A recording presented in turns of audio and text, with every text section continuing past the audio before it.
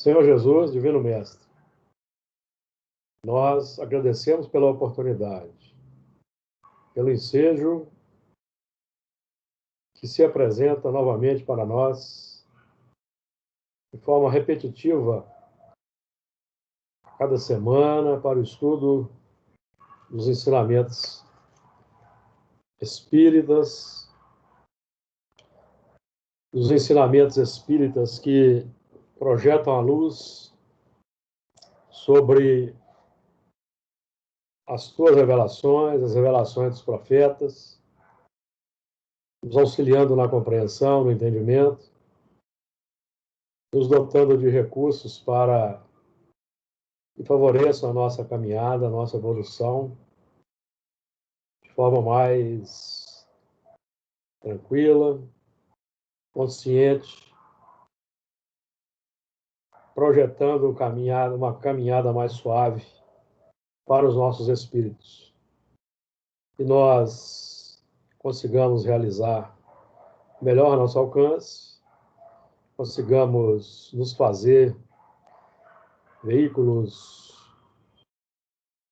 dóceis e amigáveis para os espíritos que nos inspiram e orientam, para que os apontamentos sejam dinamizados de forma equilibrada e adequada. Que assim seja. Nós, então, vamos dar continuidade ao estudo de Gênesis, no seu capítulo 1. Hoje, então, iniciando estudos do versículo 18 em diante. Já temos estudado até o versículo 17, então hoje vamos dar em sequência, encaminhamento pelo versículo 18. Gênesis capítulo 1, versículo 18. E para governar vou ler a partir do 17. E Deus os pôs na expansão dos céus para alumiar a terra, e para governar o dia e a noite, e para fazer separação entre a luz e as trevas. E viu Deus que era bom. E foi a tarde e a manhã, o dia quarto. E disse Deus: produzam as águas abundantemente, répteis de alma vivente, e voem as aves sobre a face da expansão dos céus. E Deus criou as grandes baleias e todo o réptil de alma vivente, que as águas abundantemente produziram, conforme as suas espécies, e toda ave de asas, conforme a sua espécie. E viu Deus que era bom. Então eu vou projetar aqui o texto que nós vamos estudar hoje, para ficar na tela. Então nós vamos estudar a partir do versículo 18. Versículo 18. E para governar o dia e a noite, e para fazer separação entre as luzes e as trevas. E viu Deus que era bom. Obviamente que o versículo 18 se refere aos luminares que foram postos na expansão dos céus, conforme já estudamos, no versículo 17, para governar o dia. Então, no plano cósmico dos sistemas estelares, o nosso próprio Sol governa o nosso dia e a Lua governa a noite. Plano cósmico, plano aí do sistema solar. O Sol, então, irradiando sua luz, gerando vida, fomentando a vida no nosso sistema, e a Lua também, com a sua luz mais graduada, menos intensa, também, e a sua própria atração gravitacional também colabora nesse processo aí de manutenção da vida no plano físico. Agora, no plano psíquico interior, A luz, nós temos luminares para fazer separação entre a luz e as trevas, ou seja, para fazer aquela identificação no mundo interior dos processos mentais, filosóficos, intelectuais que nós temos adotado.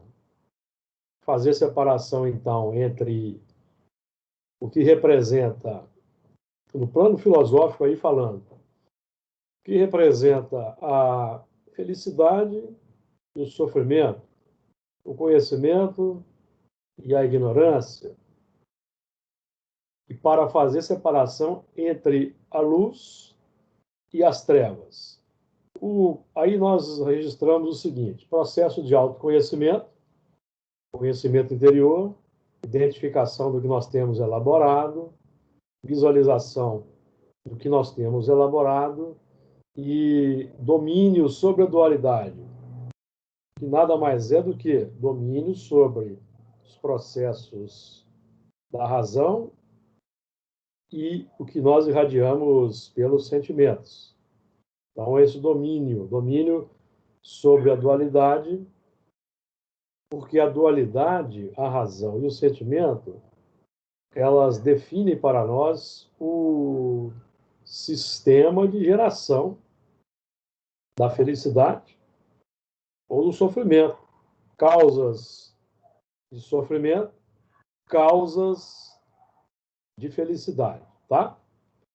Então, nesse movimento aí, separação entre a luz e as trevas. No plano interior, identificação daqueles sistemas filosóficos que não atendem mais, que são complicadores na nossa existência e que vão nos conduzindo de forma complexa para situações de sofrimento e de dificuldade, certo? Então, quando a luz solar de Jesus, que é o sol das almas, ilumina o nosso mundo, o mundo interior, nós vamos então identificar as nossas próprias escolhas intelectuais. Vamos identificar qual é o padrão filosófico que nós seguimos aqui na Terra. Certo, amigos? Comentários? E viu Deus que era bom. Deus, evidentemente, representado pelos seus filhos co-criadores em plano maior, entre os quais Jesus, que é o nosso governador da Terra. Porque Deus não exerce a sua dieta na matéria. Deus, então, é glorificado pelo Filho e atua pelos filhos. Inicialmente, por processos inconscientes de cada um de nós. No início, nós somos conduzidos pelo determinismo divino. Nós não identificamos os processos nos quais estamos inseridos, dos quais fazemos parte automaticamente. Aí nós temos uma ideia sobre isso, estudando a questão 540 do Livro dos Espíritos, que tudo se encadeia, desde o átomo até o arcanjo, que começou pelo átomo. Então, nós vamos vendo que os seres vão tendo um papel importante em cada degrau da escala da evolução, inicialmente de forma inconsciente. Quando a razão se abre, nossa consciência vai também se abrindo. E quando nós abrimos a razão para o ensinamento superior, então nós temos aí uma visão clarificada, plena, do que vigora na nossa intimidade. Assim sendo, nós vamos identificar o que é bom do que já não é tão bom. o que era bom, até nós entrarmos no contexto do Espiritismo, e que depois que nós, então, adotamos os novos ensinamentos, deixa de ser bom.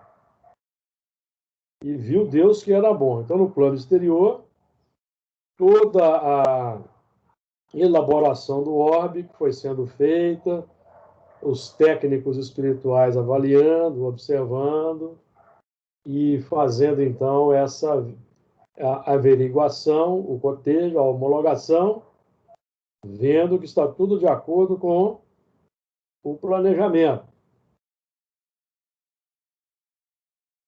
Do ponto de vista interior, que é que nos importa, não nos importa tanto buscarmos entendimento, uma análise do processo de elaboração do planeta, dos sistemas, que hoje isso é fácil de ser estudado pelos arquivos da internet. O nosso trabalho hoje é mais de um cotejo interior e não exterior, de nós identificarmos qual é o tipo de criação que estamos elaborando na nossa intimidade. De acordo? Quem quer fazer algum comentário até esse momento? Não? Quem quiser, lembrem-se que para comentar é preciso abrir. Cada um abre individualmente o seu som, tá? Aqui eu consigo fechar, mas eu não consigo abrir o som. De acordo, pessoal? Então vamos lá. Viu Deus que era bom, Deus interior que aplicou a diretriz revelada por Jesus, adotou essa diretriz na existência e vai, então, percebendo que o resultado é bom, que ele é apresentado pelo grau de satisfação e felicidade, alegria que nós já vamos desenvolvendo. Dê só um minutinho que eu vou só fechar uma porta aqui que está vindo um som.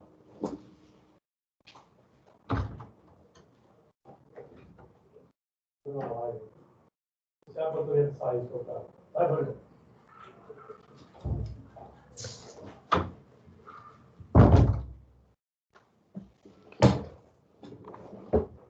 De acordo? Comentários?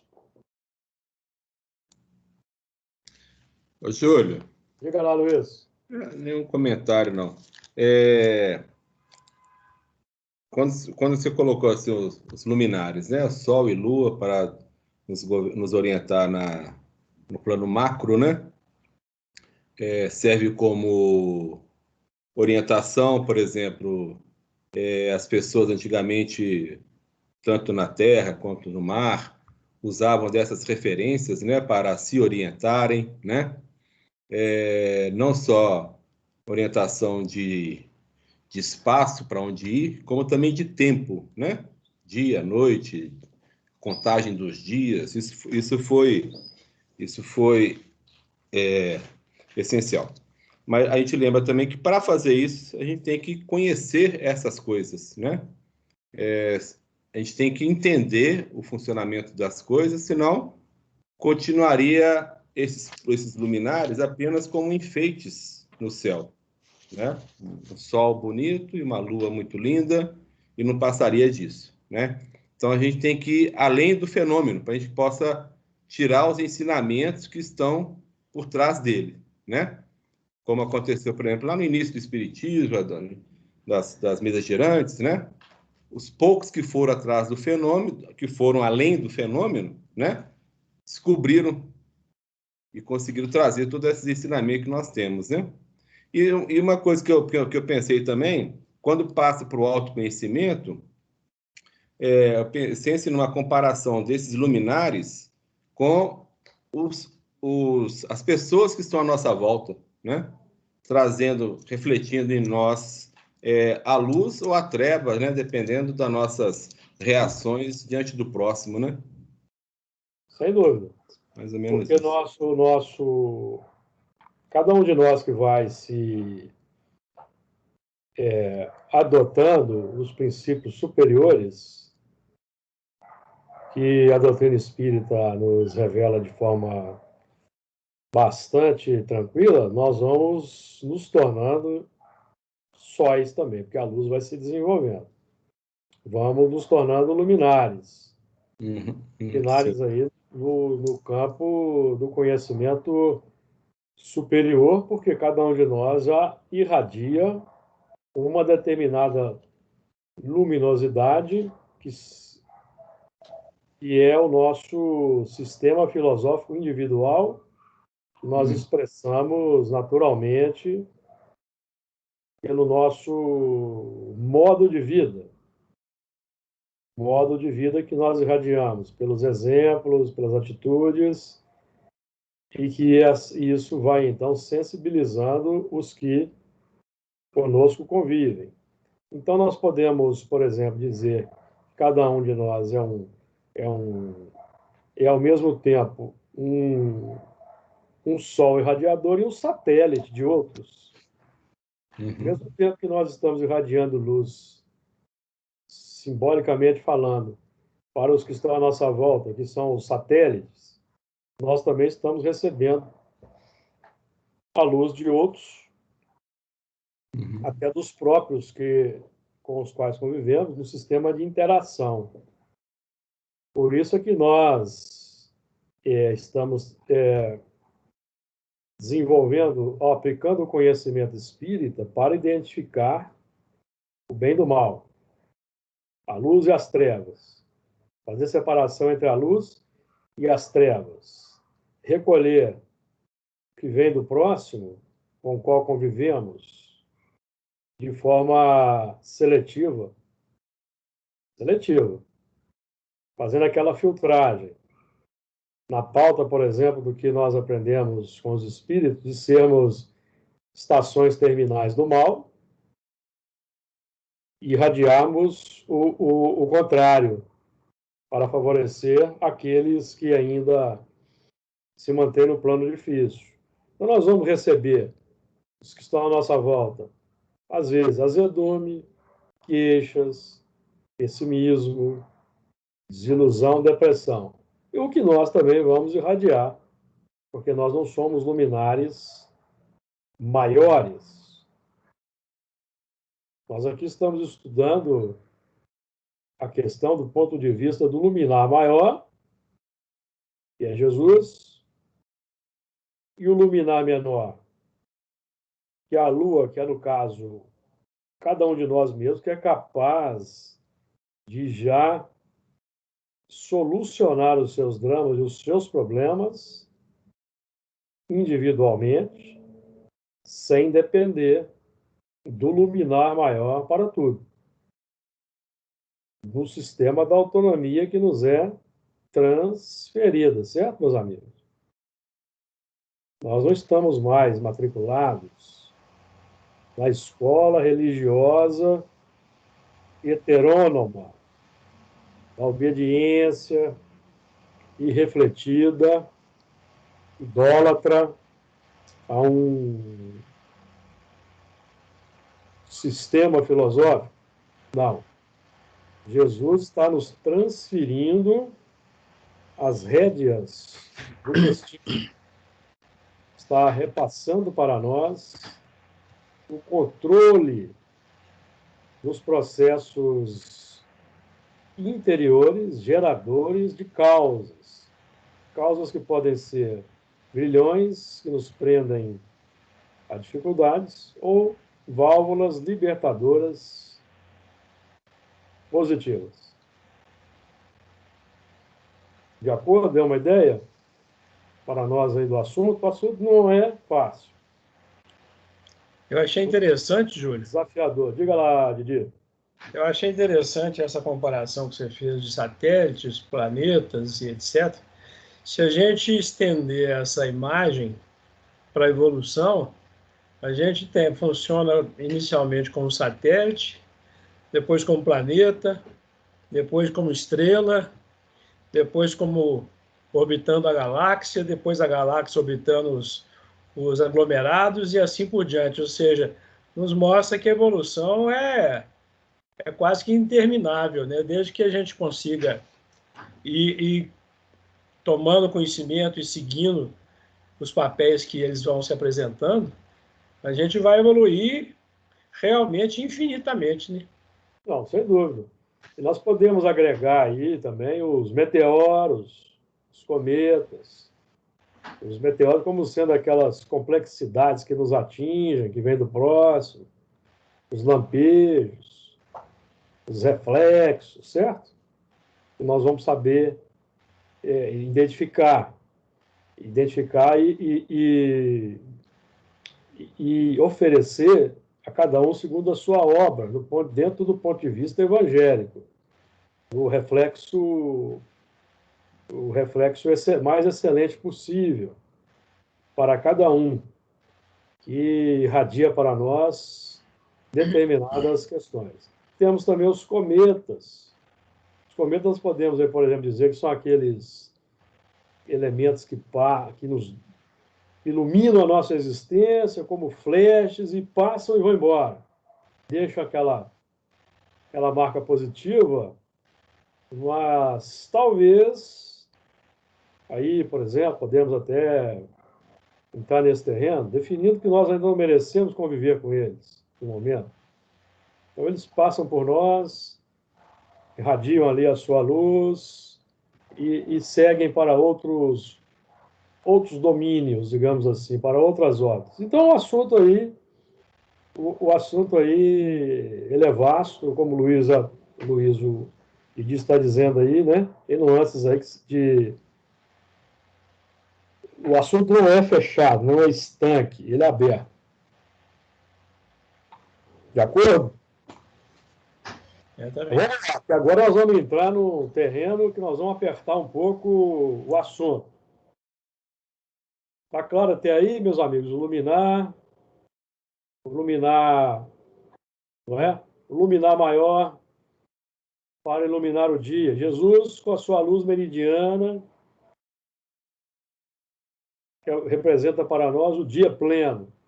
E essa luz meridiana de Jesus nós vamos aplicar na noite, que nós vamos a adoção do conteúdo que nós já fomos capazes de assimilar, que já gera uma luz inicial na nossa intimidade, mas que já é suficiente para nos dar o consolo, o entendimento da dificuldade, representada aqui pela treva ou pela noite. É o momento onde vamos aplicar a luz própria, a resignação, a paciência, a coragem, certo? A resiliência. E assim vai, porque a luz ela é definida, ela é demonstrada na nossa intimidade pelas virtudes que irradiamos, a luz. Elas são a luz. E as virtudes representam o que nós já conquistamos, que nos ajudam nos momentos de dificuldade. Então, nós vamos ter elementos que têm mais ou menos dificuldade em aplicar a virtude nos momentos de dificuldade. Vai da pauta da aprendizagem de cada um de nós, da capacidade de operação, de aplicação que cada um de nós já traz na intimidade, certo? Tranquilo até aqui? Mais alguém quer fazer comentário? Nós vamos passar para o versículo 19. Aí nós vamos entrar num terreno um tanto mais complexo, tá? Tranquilo? Podemos em frente? Versículo 19. Foi a tarde e amanhã, o dia quarto. Nós já temos visto a tarde. É o passado, é o que já foi. já foi vivenciado, e amanhã, que define pela presença do Sol iluminando a abertura de uma nova oportunidade de trabalho, certo? O que nós arregimentamos na tarde, foi a experiência que passou, e vai ser aplicado na noite, que é o momento da dificuldade, certo? Então, nós temos aí uma trindade. À tarde, o que passou, amanhã, o dia de trabalho, a luz plena, tudo isso amalgamado, consolidado para aplicar na treva ou na noite. Pode ser na nossa própria treva, na nossa própria noite, ou saindo para auxiliar, saindo da condição de sermos eternos auxiliados, ingressando no corpo dos auxiliares, essa aplicação na treva do próximo que se apresenta para nós com suas dificuldades. De acordo? Foi à tarde e amanhã, o dia quarto. Então, o dia quarto representa o quê? A visualização do Sol, que venceu as barreiras atmosféricas do plano exterior. Então, no início da formação da Terra, a Terra estava envolvida pelos vapores atmosféricos. À medida que a atmosfera foi se tornando límpida, processos aí que nós vamos, por exemplo, estudar quando abordarmos o surgimento da erva verde, o vegetal, e vai, por exemplo, o vegetal vai absorvendo o carbono, o gás carbônico, e vai liberando o oxigênio. Então, a atmosfera vai se tornando límpida. Mas o vegetal já define por si só que a luz está presente, não era identificada, certo? Mas nós vamos ver isso mais à frente. Então, o Sol vai vencendo as barreiras atmosféricas, os vapores, a atmosfera vai se tornando límpida. Então, o Sol é visualizado. O Sol é visualizado. No nosso caso interior, o Sol é visualizado pela consciência desperta, pela razão desenvolvida. Então, nós vamos identificar interiormente qual é o Sol que proporciona a nossa felicidade, a nossa alegria, a nossa vida no mundo. Identificar o componente filosófico norteador da nossa existência. É a busca materialista plena pelo dinheiro, pelo sucesso material, que é o elemento que gera a nossa vida, que propõe a nossa busca, a nossa caminhada, a nossa marcha, ou o Sol que nós vamos identificar já é o Sol superior, o luminar maior, que nós já viemos elaborando ao longo do tempo. De acordo? Então, o Sol ele é visualizado no dia quarto. O dia quarto representa aqui, eu recolhi aqui do nosso companheiro Honório Abreu,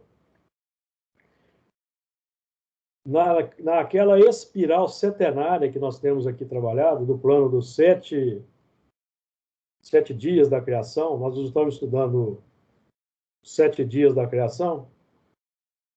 7 dias da criação do mundo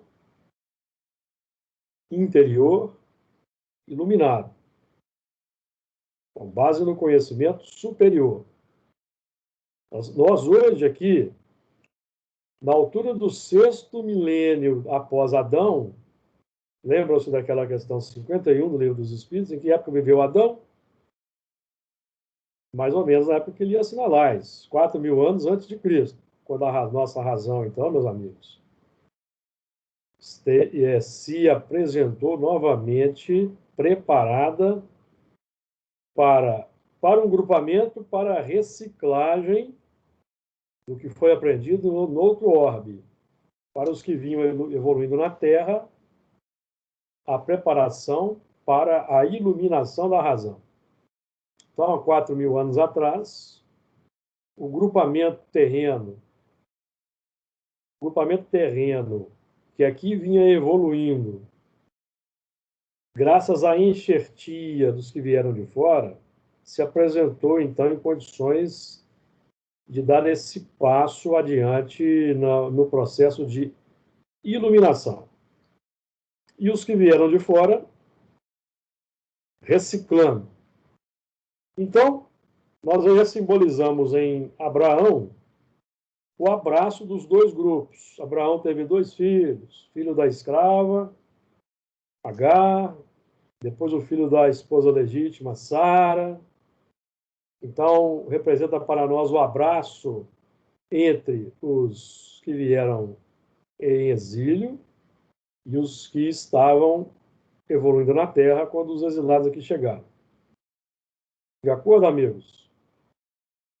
Então, de 4.000 a.C. até o presente momento, temos 6.000 anos consolidados, estamos iniciando o 7º milênio, ou seja, nós estamos iniciando o último dia da semana adâmica. Mas esse último dia da semana adâmica é o primeiro da próxima semana. É o mundo de regeneração, primeiro estágio do mundo ditoso, certo? Primeiro estágio do mundo ditoso. Temos estudado muito isso na reunião de segunda-feira, mundo de regeneração, certo? Então, nesse processo de reciclagem dos exilados que chegaram, enxertados aqui no tronco genealógico terreno, certo? Enxertados no tronco genealógico terreno. E os espíritos que vinham evoluindo no tronco genealógico terreno foram, por sua vez, enxertados nos conhecimentos que os exilados trouxeram. Então, eles se aprontaram, se colocaram em condições, vamos brincar aqui, em condições normais de temperatura e pressão, para assimilarem o conhecimento que os exilados já tinham, mas não quiseram viver no seu mundo original e agora estavam em processo de reciclagem. Então, os que vinham evoluindo na Terra, se aprontaram, se apresentaram em condições de acompanhar. Deu uma ideia? Então, na espiral setenária, no plano dos 7 lances da espiral setenária, o 4º dia representa a vitória sobre a metade. A vitória sobre a etapa da edificação dos alicerces, das estruturas de base, de projeção da iluminação definitiva. Deu uma ideia? Saindo do primitivismo. Diga lá, Luiz. Não, é isso que eu estava pensando. O assunto é complexo, temos que ir devagar, viu, meus amigos? Mas isso que você estava falando é que eu estava pensando também, porque quando falou do 4, né, a gente lembra, por exemplo, uma base, né, de 3 dá uma sustentação, mas uma base de 4 ela dá uma sustentação muito melhor, muito mais firme, resistente a tombos, a virada, né? O alicerce. Aí, um bom alicerce, igual você falou. Então, assim, se a gente pegar esses trechos que nós estamos vendo aqui, no quarto dia, a gente já tem coisas primordiais para que o processo pudesse continuar progredindo até chegar no homem, né? A gente já tem a luz, tem a lua, temos o calor, a água, o vegetal, o elemento verde, né? Já começa a surgir os animais, né? Os répteis e tal. Então já tem uma base forte para chegar, né? Aí se você fala também dessa base, eu lembrei, por exemplo, do 4, você falou de Jesus, né? 4.000 anos a partir de Moisés para chegar a Jesus. Ou seja, o número 4 está presente numa formação de uma base suficiente para chegar, para receber Jesus, né? Lembrei do 4 também nos 40 anos do povo judeu na travessia do deserto, né? Também um elemento de estruturação, né? Para chegar à terra prometida, né? Isso. Para fazer com que a árvore produza de forma diferente. Porque a árvore produzia no Egito, no plano da escravização, os valores materiais. Então, a saída para o deserto representa a formação, a refundição desse quadrado, vamos dizer assim, a refundição do alicerce para produzir agora, segundo a luz divina, a luz legítima. Diga lá. Não, naquele vídeo, você até postou no grupo, quando o Haroldo fala fala um pouco do Apocalipse, né? Que ele traz uma expressão também de tempo, nos ajudando a entender que os tempos são longos, né? Tempos são longos. E aí a gente trazendo... Ciclos dentro de ciclos. Eu vou abordar isso já. Pois é. Aí essa ideia nos ajuda a tirar da gente essa visão de que esse dia aqui, ó, é 1 dia, 2 dias, 3 dias. Isso, na verdade, representa um tempo, né? Sim. Um tempo para que as coisas pudessem ser consumadas, né? Uma vez consumadas, você tem o 4º dia indicando, então, um período longo, na verdade, não o 4 da nossa semana, né? De 7 dias. Lembrando que nós estamos estudando, esse processo todo de 7 dias da criação do mundo interior, nós já o vencemos. Nós aqui estamos estudando um assunto, nós estamos estudando o processo de elaboração do mundo interior. Nós já o vencemos. Nós agora estamos com o plano todo pronto para produzir a luz legítima. Nós já produzimos erva verde, já produzimos os répteis, os animais, que são os instintos, a capacidade, a erva verde definindo que nós somos capazes de assimilar e sintetizar uma determinada luz, produzir uma determinada vida. Já geramos os peixes, os répteis, os anfíbios, os répteis, as baleias, que são os componentes instintivos que hoje nós estamos transformando em virtudes. Tá? O nosso plano hoje é esse. Porque nós estamos aqui buscando a angelitude. Nós estamos buscando a angelitude, vislumbrando uma nova semana setenária ampla, em que as bases que nós desenvolvemos, a capacidade de sintetizar uma determinada luz, os instintos que são os embriões dos sentimentos. Então, essas bases vão agora promover a libertação definitiva do primitivismo, da animalidade. Esse é o processo. Certo? O assunto...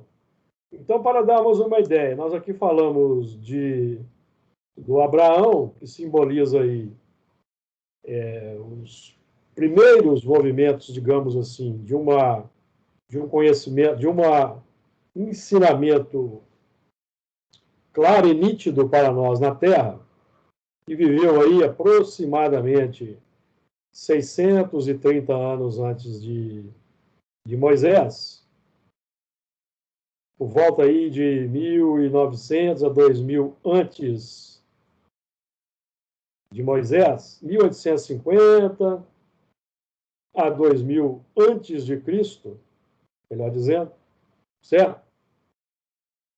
Então, se nós vamos notar que esses ciclos, essa expressão setenária, nós temos aí uma equação, a equação setenária, o cálculo ou o seu número é 2.520, que são 7 laçadas, 360 graus, certo?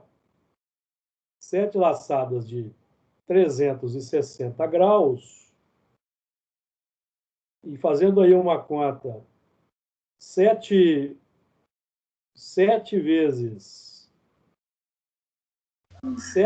360, temos 2.520, que é a equação completa. Dessa equação completa, 1.260 é a metade. Então, quando nós falamos em metade, o quarto dia, significa que nós vencemos 1.260 anos, ou 3,5 na espiral setenária. Então, nós estamos tratando o quarto dia, vem depois do 3,5, é o alicerce. De acordo? Agora, vamos notar o seguinte, vamos apertar um pouco agora a situação. 1.260 anos antes de Jesus, Moisés.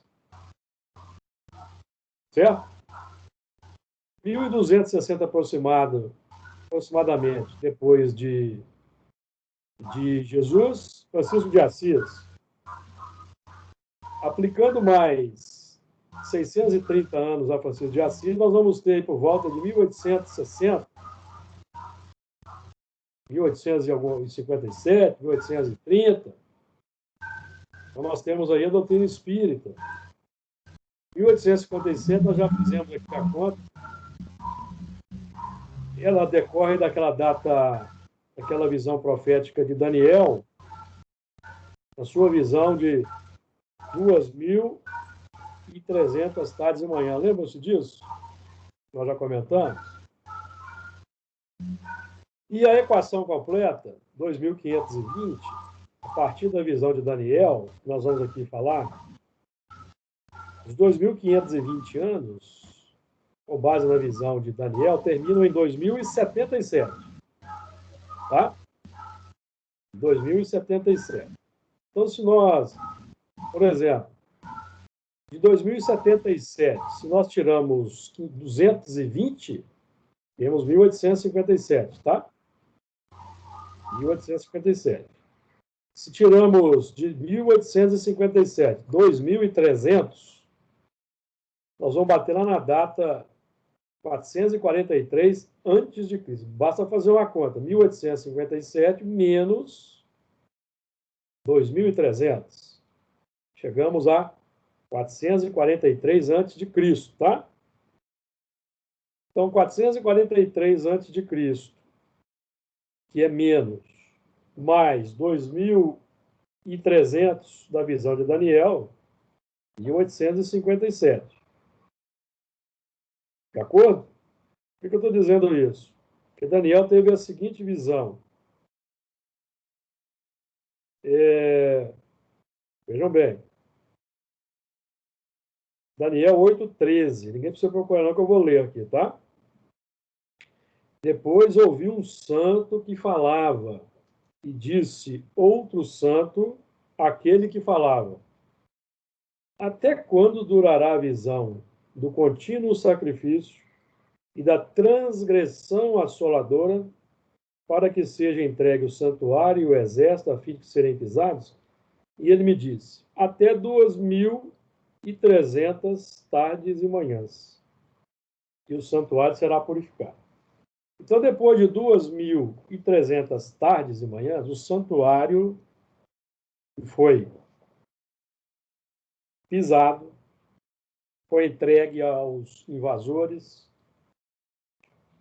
houve uma transgressão assoladora. Depois de 2.300 tardes e manhãs, o santuário seria purificado, o santuário seria reedificado, certo?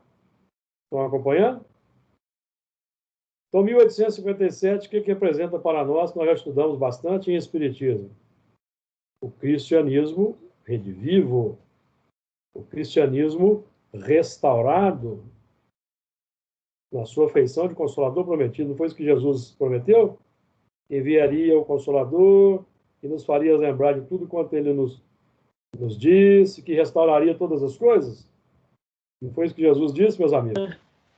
Terceira revelação, né? Terceira revelação. A restauração do templo. Restauração do corpo doutrinário de Jesus. Não só do corpo doutrinário de Jesus. Restauração do significado profundo da revelação que Jesus direcionou à Terra, inicialmente por Abraão, Isaac, Jacó, Moisés, certo? E assim por diante. Uma linha de ensinamentos reveladores da luz divina que ao longo do tempo foi conspurcada, embora todas as revelações dos profetas foi conspurcada. Deu uma ideia? Foi tão conspurcada que Jesus veio em pessoa e não foi reconhecido pelos religiosos do seu tempo. Porque a conspurcação foi tão grande que eles não mais foram capazes de identificar a luz legítima, em função dos seus interesses pessoais cultivados, das obras complexas que cultivaram. Então, o templo foi transformado em covil de ladrões, foi isso que Jesus disse? Foi ou não foi? Então, importante. Agora eu quero trazer um outro aspecto aqui importante. 2.400, 300 tardes e manhãs, a partir de 443 a.C., o que significa essa data? 443 a.C., meus amigos. Significa, define o ano em que as muralhas de Jerusalém foram reedificadas. Vamos lembrar. Os babilônios invadiram Jerusalém. Se lembram desse movimento? Quem se lembra desse movimento? Nós temos estudado na reunião de segunda-feira, não temos? Uhum. Invasão do templo, invasão do cerco de Jerusalém, a invasão e destruição do templo de Jerusalém, invasão de Jerusalém e consequente destruição do templo em 587 a.C. Uhum. Então, os babilônios invadiram Jerusalém, destruíram o templo. Nós aqui já conhecemos bastante, que esse movimento emergiu na nossa reunião mediúnica da segunda-feira. Os judeus são escravizados de novo, né? De forma extraordinária, certo? Os judeus foram escravizados, os babilônios destruíram o templo, né? Porque o templo estava sendo conspurcado, foi destruído. Os judeus escravizados novamente. Depois, se não me engano, em 535 ou 545, o imperador persa, o Ciro, aliado ao Medo Dario, os dois formaram o Império Medo-Persa. Eles invadiram a Babilônia no dia do festim de Belsazar.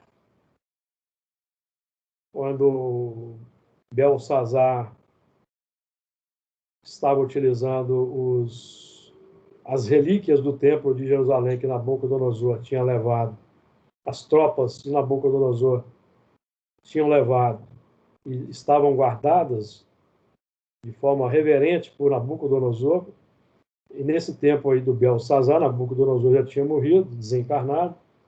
E então Belsazar, no festim, buscou as relíquias do templo, estava utilizando as relíquias naquela festividade, conspurcando as relíquias do templo. Naquela mesma noite, os persas, os medo-persas, invadiram Jerusalém, então caiu a Babilônia. Oportunamente, Dario, Ciro, né? O Ciro, o imperador persa, o Ciro, oportunamente libertou os judeus. Certo? O Ciro, meus amigos, que temos a revelação de que o Ciro é o nosso amigo, e depois foi Aníbal, o cartaginês, o Arnaldo Rocha, o grande amigo do Chico.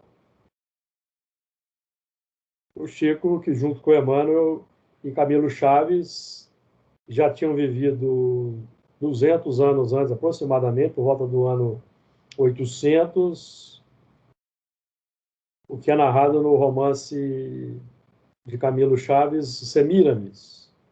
E o Camilo Chaves, que nós sabemos, pelas revelações que temos, que é o Nabucodonosor, certo? Camilo Chaves, que é o nosso mentor da fraternidade espírita, Camilo Chaves. Então, qualquer semelhança não é mera coincidência. Quando aqui tratamos dos babilônios, dos invasores caldeus de Jerusalém e destruição do templo.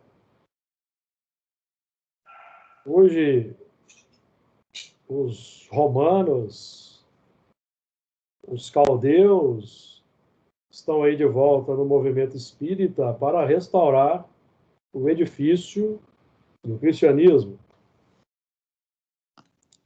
Certo, meus amigos? De acordo? Então, oportunamente, um pouco mais à frente, o sucessor do Ciro, Artaxerxes, do Império Persa, ele permitiu que os hebreus reconstruíssem Jerusalém e o templo. A reconstrução começou em 445, pelos muros, e os muros ficaram prontos em 443. Os muros que simbolizam o sistema de proteção, de contenção, e esses muros mediam, meus amigos, 2 quilômetros. 2 quilômetros. A dualidade formadora aí. É o símbolo. Então, quando nós fazemos uma conta, já fizemos a conta aqui, tomando como por base o ano 443, que projeta na equação dos 2.300 tardes e manhãs, em que cada tarde e manhã é um dia e representa aí um ano, segundo as profecias, nós vamos bater na data de 1857. Coincidência? Há quem vai dizer que é coincidência. Mas é uma matemática impressionante. Quando nós, por exemplo, tomamos como base o ano de 587 a.C., menos 2.520, que é a equação completa, nós vamos bater uma data muito interessante, 1933. 1933 define o quê? Quem sabe o que aconteceu em 1933? Eu posso sacar. Vamos ver Seria. se o seu chute vai ser certo. Vamos chutar. Bom, 33, não sei, eu não tenho correção, mas seria a ascensão do nazismo na Alemanha? Hitler foi eleito chanceler da Alemanha. Hum, 33. entendi. Então, nós notamos que os judeus sofreram um terrível golpe com o nazismo. Agora, o interessante é que o processo teve início em 587, certo? 587 a.C., derrubada do templo. 2.520 anos depois, Hitler promovendo o Holocausto. E o Hitler já estaria lá no 583? Evidentemente que o Hitler está naquela antiguidade em algum. Hitler, segundo as indicações que temos aprendido, estudando as informações de Emmanuel, por exemplo, podemos deduzir que Hitler esteve em Esparta. Porque a semente do nazismo, propriamente dito, surgiu em Esparta. Certo? E vinha se desenvolvendo ali paralelamente à Babilônia. Paralelamente, tá? São detalhes históricos aí que depois podem ser comprovados. É a valorização da raça, né, que eles tinham, né? Não eram os espartanos que eliminavam os deficientes? Sim. Não é?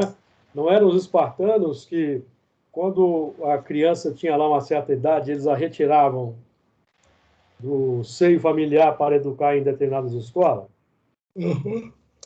Foi isso que o Hitler criou na Alemanha com a juventude hitlerista? Exatamente. Foi ou não foi? Foi. Então, nós vemos que se nós temos, de um lado, o crescimento da linha da luz divina, vindo se desenvolvendo naturalmente, por um lado, por outro lado, a linha também da complexidade, que nós conhecemos como o dragão, no texto apocalíptico, também foi crescendo, meus amigos. Ô, Júlio, interessante que por mais de 2.000 anos... Só nós aqui encerrando completando o raciocínio, e é por isso que nós vamos ter um movimento de degredo, de exílio, desse grupamento que cresceu, que a serpente cresceu e se tornou um dragão. Esse é o símbolo. Diga lá, Didi. O que eu estava querendo dizer é que é interessante que por mais de 2.000 anos as ideias continuaram as mesmas. Valorização da raça, esse procedimento aí de tirar as crianças da família, matar os que não fossem aptos, tudo isso se manteve nesse período todo, quase 2.500 anos, né? Não, e não só se manteve, mas como ampliou-se, sofisticou-se, engrandeceu-se no tempo. De acordo? Sim. Porque ali os espartanos atuavam numa região limitada, restrita. Mas o nazismo já teve uma ação mais ampliada no mundo. O objetivo era dominar o mundo. O objetivo deles era dominar o mundo. E iriam estabelecer uma nova sociedade. Os SS, os modernos alemães, os SS acima, os alemães e os modernos escravos abaixo. Todos os que não fossem da raça pura ariana. Seriam os modernos escravos. Esse era o plano. Para um Reich de 1.000 anos. Consequentemente, e é muito interessante que o objetivo era que o Reich durasse 1.000 anos, e é o período aí de 1.000 anos da regeneração, aproximadamente. Então, um sistema aí que nós podemos dizer também que espiritualmente eles visavam desativar aqui na Terra os planos da linha do amor divino. Queria implantar aqui na Terra uma sociedade com base plena nos instintos animalizados. Pode falar, quem estava? Você que chamou, né, Didi? Não, eu já falei o que eu queria falar. Ah, sim, você falou. Tá. Mais alguém quer falar? Então, Deixa eu falar uma coisa então, Júlio. É interessante que eles queriam implantar esse Reich de 1000 anos, só que eles não levaram em conta uma coisa muito importante, né? Que quem determina o que acontece na evolução da humanidade é Deus, né? lógico. Então eles estavam com muita pretensão. Porque você não pode, é impossível alcançar o plano da felicidade plena, suprema, nos padrões instintivos. Porque os padrões instintivos, alimentados, quando a razão se abre, geram as imperfeições. As imperfeições por si só, elas têm o seu componente de expiação natural. Não existe felicidade nas paixões. No plano das paixões, nós só conseguimos satisfação momentânea, passageira, de determinados prazeres. Passageiro. A felicidade suprema, definitiva, eterna, digamos assim, imortal, ela não é conquistada pelos instintos primários, não. Então, quando a razão se abre, já estudamos isso aqui, questão 258 do Livro dos Espíritos. Quando a razão se abre, dois caminhos estão à disposição do espírito, o caminho do bem e o caminho do mal. Kardec vai dizer lá, tá? O caminho do mal, meus amigos, é o caminho das paixões. O caminho das imperfeições. O caminho do bem é o caminho do amor. O espírito optou pelo caminho do mal. O que significa na prática? Que ele escolheu permanecer no plano das paixões, buscando a satisfação das paixões, do instinto de conservação, do instinto de destruição. Então, ele vai investindo nesses instintos básicos, que vão se engrandecendo, consequentemente, a felicidade. O sofrimento também vai engrandecendo, vai se tornando repetitivo, certo? Basta estudar o Código Penal da Vida Futura, céu e inferno, sobre a expiação, sobre os débitos, sofrimento. Tá certo? Então, não existe possibilidade do mal, ou seja, da imperfeição, obter o domínio pleno do plano divino. Não existe essa possibilidade. Porque a lei de Deus, ela é autossuficiente. A dor é o elemento embutido, natural, componente inerente natural às imperfeições, indissociável. Indissociável. Só eliminamos a dor, o sofrimento, a expiação, desenvolvendo virtudes. Só assim. Certo? Pensemos bastante nesse assunto. O assunto é filosoficamente profundo. Então, nós os temos aqui abordado, trouxemos essa expressão centenária da evolução, porque o próprio Daniel que lançou as bases para nós, as primeiras revelações dos tempos, tempos, metade de um tempo. E a metade da equação. A equação completa é definida pelo 7. 7 vezes tempo, 360. Tempos, 2 vezes 360. Metade de um tempo, 180, que dá 1.260. 1.260 mais 1.260 dá 2.520, que é 7 vezes 360, tá? Então, 1.260 é metade do plano centenário da evolução, de cujo plano centenário da evolução, a semana adâmica que estamos terminando é um componente. Temos aí ciclos dentro de ciclo. Então, nós, por exemplo, trazendo aqui a questão da invasão, do cerco, invasão e destruição do Templo de Jerusalém em 587, tá? Os caldeus babilônicos saíram do seu território, partiram para invadir a Judéia, Israel. Qual foi o movimento que eles fizeram? O movimento filosófico, digamos assim. Eles foram buscar, invadiram Jerusalém, destruíram o templo, levaram os judeus cativos. Então houve um movimento de enxertia. Eles retiraram os judeus de Israel e os enxertaram na Babilônia, ao mesmo tempo em que eles se enxertaram filosoficamente no tronco ou na raiz da oliveira, digamos assim, no tronco da oliveira. Eles entraram na posse do conhecimento que os hebreus detinham. Não foi isso que aconteceu? Daniel se tornou conselheiro de Nabucodonosor, que tinha grande respeito e reverenciava os judeus. Certo, meus amigos? Movimento de enxertia. Então, a nossa equação, nós aí estamos no movimento de definição da nossa própria situação, certo?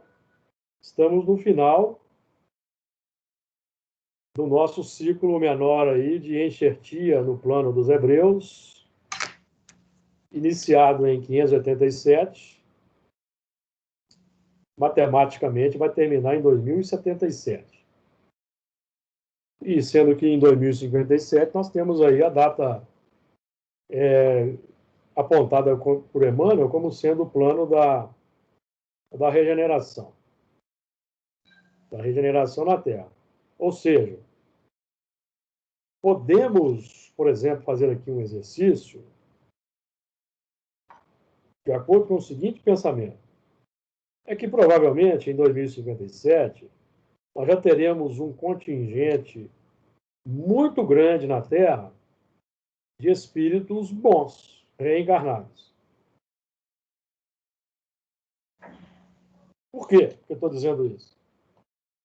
Kardec, no livro A Gênese, lá no último capítulo, item 26, vai dizer: para que a Terra seja um mundo feliz, preciso é que ela seja habitada por bons espíritos, tanto encarnados quanto desencarnados. Temos estudado aqui o mundo regenerador, de acordo com a informação de Santo Agostinho, no capítulo 3, item 17. O mundo regenerador é aquele plano onde o espírito arrependido, penitente, descansa das agruras do mundo grosseiro e termina e acaba de se depurar, tá? Então, para que esse plano esteja positivado nas seus alicerces iniciais em 2057, se nós tivermos 2 gerações de bons espíritos, vamos supor que já falei isso em outros estudos, vou repetir.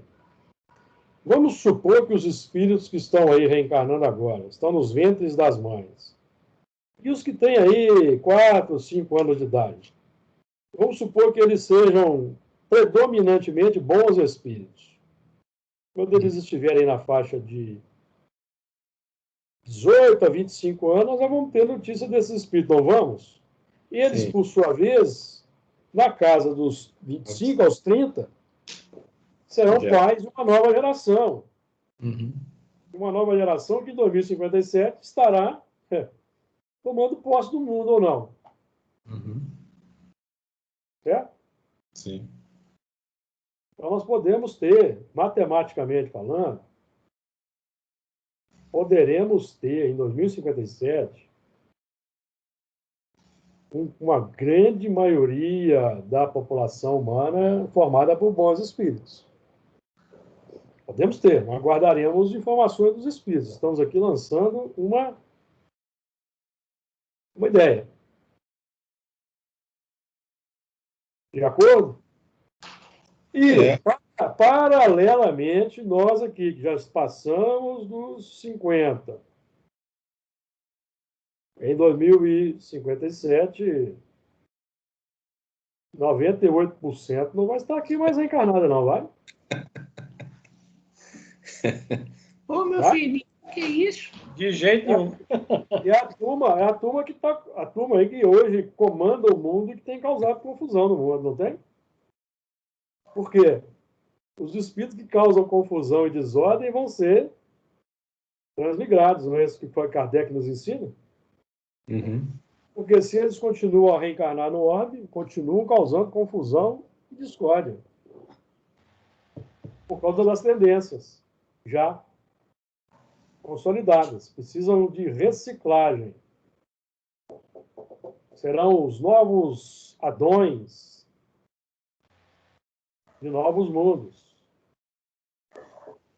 De acordo aí, amigos? O assunto hoje foi Bom. denso. Foi denso. Porque eu falar desses assuntos aí não é fácil, não. Eu vou aqui, então, interromper a gravação para depois nós conversarmos, então. Que Jesus, então, nos ilumine, nos abençoe, nos proporcione novas oportunidades. Sim, sim. Amém.